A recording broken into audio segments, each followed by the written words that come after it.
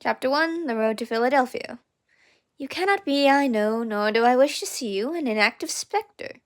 We have too many high-sounding words, and too few actions that correspond with them. Abigail Adams. In the cold, nearly colorless light of a New England winter, two on horseback traveled the coast road below Boston, heading north.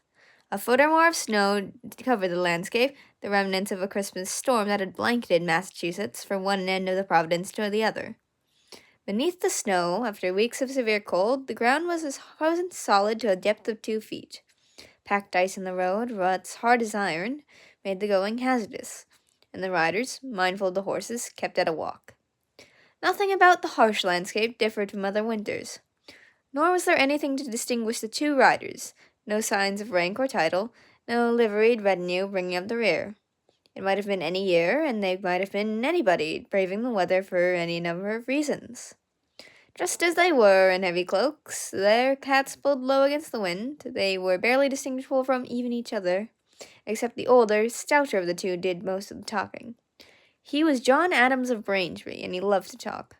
He was a known talker. There were some, even among his admirers, who wished he talked less. He himself wished he talked less, and he had particular regard for those, like General Washington, who somehow managed great reserve under any circumstance, almost any circumstance. The annotation: Adams was known as the voice/colossus of independence, and he vocally defended matters he believed in, such as the Declaration. He was also social with his close circle. John Adams was a lawyer and a farmer, a graduate of Harvard College, the husband of Abigail Smith Adams, and the father of 4 children. He was 40 years old, and he was a revolutionary. Dismounted, he stood 5 feet 7 or 8 inches tall, about middle size in that day, and though verging on portly, he had a straight-up, square-shouldered stance, and was, in fact, surprisingly fit and solid. His hands were the hands of a man accustomed for pruning his own trees, cutting his own hay, and splitting his own firewood.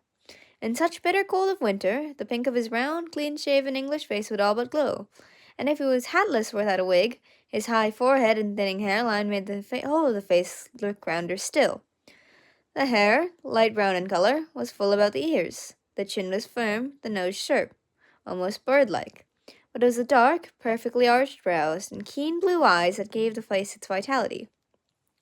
Years after, recalling this juncture in his life, he would describe himself looking rather like a short, thick Archbishop of Canterbury. As befitting a studious lawyer from Braintree, Adams was a plain-dressing man. His oft-stated pleasures were his family, his farm, his books and writing table, a convenient pipe and cup of coffee now that